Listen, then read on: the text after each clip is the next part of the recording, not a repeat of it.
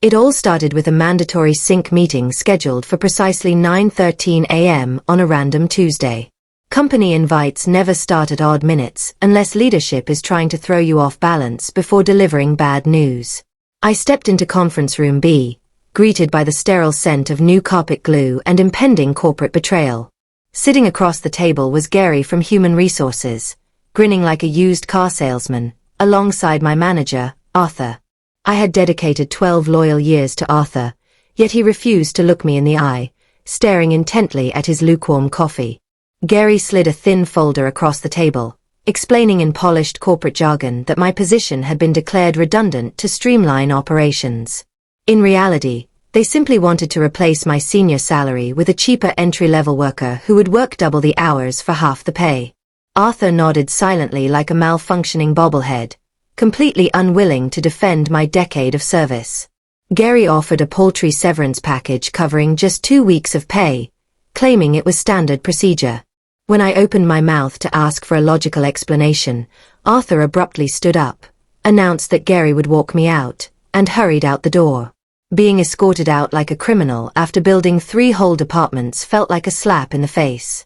They thought they could erase my entire career with a cold handshake, but they had no idea they were about to make the most expensive mistake of their fiscal year.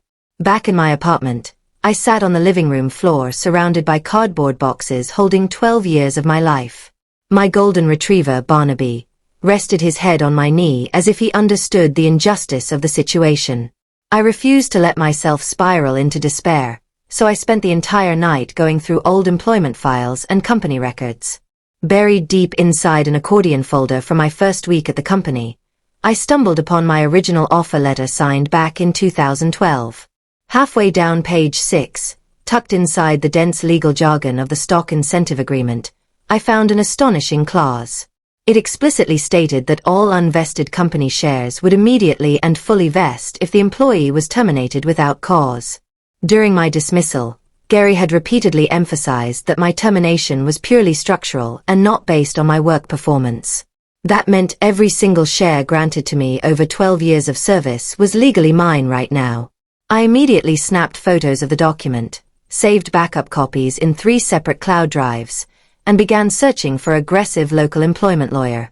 The next morning, I walked into the modest office of legal specialist Brenda Vance, a fearless attorney known for taking down corporate giants.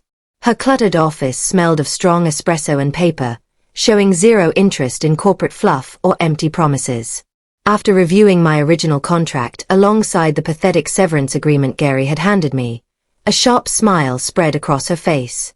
Brenda explained that the executive team had committed a massive oversight by trying to hide my vested equity behind a cheap severance agreement. She immediately drafted a formal legal demand letter addressed to the chief executive officer, detailing the exact contractual clause they had violated. Instead of asking nicely, we demanded the full liquid payout of every single share owed to me under the original agreement. When the executive team received Brenda's letter early Thursday morning, absolute chaos broke out across the corporate office. My former coworker text messaged me mid-afternoon, revealing that emergency meetings were being called and leadership was panicking over potential financial liability. My former boss Arthur even tried calling my personal phone at 7 a.m., practically hyperventilating as he begged me to drop the legal action. Arthur frantically explained that my unvested shares represented nearly 13% of the company's recent equity pool, creating a massive accounting nightmare for their upcoming audit.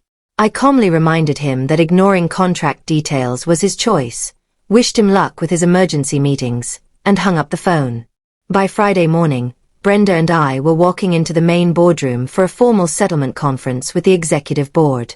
The chief executive officer sat at the head of the table, flanked by 4 defense lawyers and a pale, visibly shaking Gary. Gary stammered that the equity clause was an outdated template error that was never meant to be included in my final exit paperwork. Brenda slammed her heavy leather briefcase onto the mahogany table, pointing out that administrative carelessness does not invalidate a binding legal contract.